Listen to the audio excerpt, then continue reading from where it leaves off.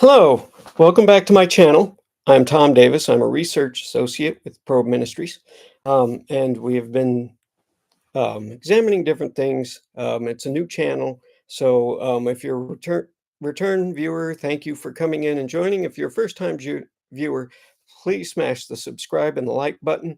Um, and if you find this content uh, entertaining, yeah, definitely subscribe. And if you have anything else that you would like me to address, you can please leave comments down below, and I will check those and get back to you. Today, we're going to start what's going to be a series. So I might take some excursions into different topics before you finish the whole thing. Um, but we're going to do a series, and I'm calling it The Grand Story of the Bible. So, in this, I'm going to look at different themes that run through the entire Bible, from Genesis 1 to Revelation 22. And we're going to look at how those connect. If they say about us how we should live. And so, on examining these things, we'll take part at different parts of the Bible and move slowly through it in different parts. So right now I'm going to start with an overview, and then maybe we'll get into the creation story. Some of the threads that we're going to be looking at is the creation, fall, redemption, restoration motif, where God creates the earth, man falls, and then God uh, restores him, and it ends with us being forgiven, heaven coming to earth, these things like that. Then you have covenant motifs. The covenants are like different policy agreements, in a sense, made between God and his people. And so we've got a few of these. We have the Edenic covenant, which is made in the garden, where Adam and Eve are supposed to serve God by caring for the earth. Um, and then we have the Noahic covenant, which is an agreement between God and Noah that God will never destroy the earth by flood again. Um, we have the Abrahamic covenant, where God is promising that through Abraham's descendants they will build a mighty nation. You have the Mosaic covenant, which is the covenant between God and the Jewish people, the Israelites, where they will be his people and he will be their God. Um, you have the Davidic covenant, which is where God promises David that one of his descendants will always sit on the throne. And it finishes with the new covenant, with the new heavens and the new earth, where we will live eternally and in the new heavens and the new earth with God.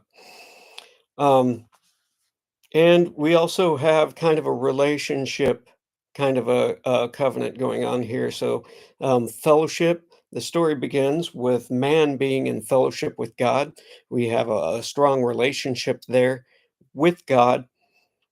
Um, that relationship is broken. So then it moves from fellowship to the seed of the woman, uh, which broken fellowship, and the first part of broken fellowship, the seed of the woman, where God promises that there is a seed of a woman uh, from Eve that will crush the serpent's head, and the serpent will bruise his heel. Um,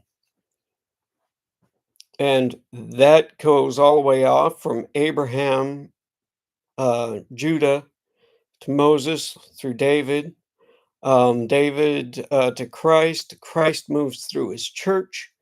Um, and so we're in fellowship with the church. These are kind of different um, ways of broken fellowship that we're relating. And then it ends with restored fellowship. So those are some of these are the themes that we're going to be looking at as we go through this. Um, so let's get started with creation. Um, The Bible begins with creation. You know, the first verse, God, in the beginning, God created the heavens and the earth.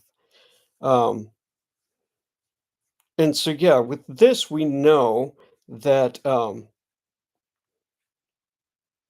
that when God creates humanity, when God does this. Our story does not begin with Christ. The narrative begins actually with Jesus. Um,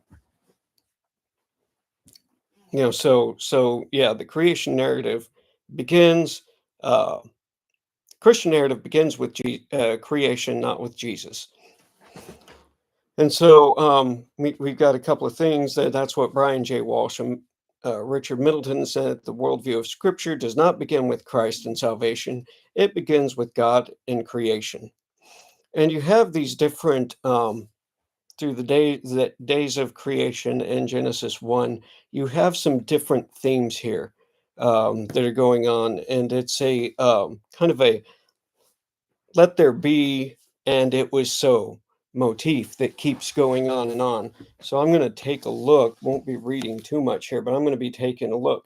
And verse 3, and God said, let there be light, and there was light. So that's the first day. And then when we go over to day 4, God says, let there be lights in the expanse of the heavens, and to separate the day and the night, and let them be for signs and for seasons and for days and years, and let the lights in the expanse in the heavens give light upon the earth.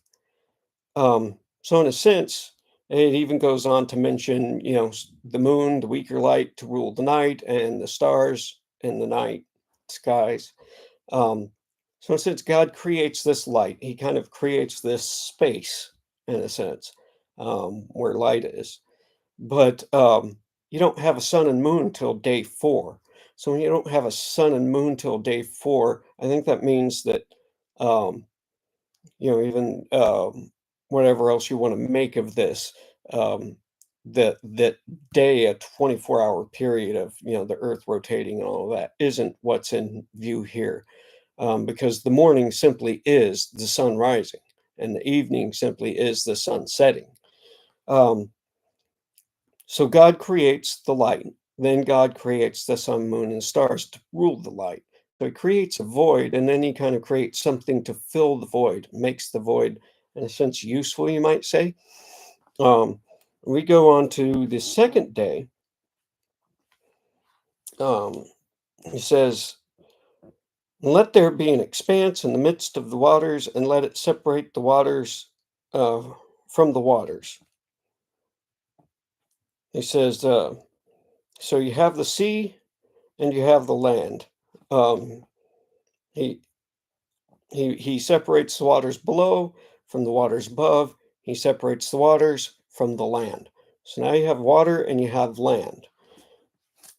But on the fifth day, which the second day is kind of correlates with the fifth day, it says, let the waters swarm with swarms of living creatures, and let the birds fly above the earth across the expanse of the heavens. So you have a separation of waters and earth, a separations of waters below and waters above. And then when you get to the fifth day, you have a creation of fish in the sea, you have a creation of birds in the air. So this is what we see in that creation moment, on the second and fifth day. So there's a correlation there. And then on the third day, God says, let the waters under the heavens be gathered together in one place, and dry land appears. Now is where you're getting the water in the dry land set up.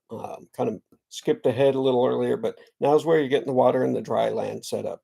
And then when you go in um, to the sixth day, it said, let the earth bring forth living creatures according to their kind. So on this one, that God's creating the beast of the fields, the lizards, he's, and everything's like that. So you have these different voids created, kind of spaces created, and then you have these spaces filled. And at the very end of this, God creates man, mankind, you could say. And we see this, and we can read this in Genesis 1, 20. Oh, well, before I get into that, let me turn to Proverbs 8. Um, because when God is doing this, it's telling God something, not just about us, not just about our creation, but it's telling us something about God Himself. So we're going to look at Proverbs 8:22 through 31. And it says, The Lord possessed me at the beginning of the work, the first of His acts of old. Ages ago, I was set up at the first, before the beginning of the earth, where there were no depths, I was brought forth, and where there were no springs abounding with water. Before the mountains had been shaped, before the hills, I was brought forth, before he had made the earth and its fields, of the first of the dust of the world. When he established the heavens, I was there. When he drew a circle on the face of the deep, when he made the firm skies above, he established the foundations of the deep. And when he assigned it to its seas, to its limits. So was the waters might not transgress his command when he marked out the foundations of the earth. Um, then I was beside him like a master workman, and I was daily his delight, rejoicing before him always, rejoicing in his inhabited world, and delighting in the children of man. So this is Psalm 8, and the title of Psalm 8 is The Blessings of Wisdom. So the point of all this is and we can see it in that pattern. God creates everything, and he creates everything through his wisdom. um, God comes in, he creates he creates a space with light in his wisdom, and then he fills that with the kind of the celestial bodies, the sun, moon, and stars. And then the next one, he creates the waters. And on day two and on day four, he fills the waters with fish, and he fills the air with the birds. And then he separates the land from the seas on the third day. And then on the sixth day, he creates creatures. And then at the very end of that, God creates man. So God creates everything, and then God creates man. And he creates man special. Um, right? So man's created a little bit different. And we can find this Genesis 1:27. Says, So God created man in his own image. In the image of God, he created him. Male and female, he created them. So um, this is God creating man and woman in the image of God. So it's not just a man thing, it's man and woman. Um, and it says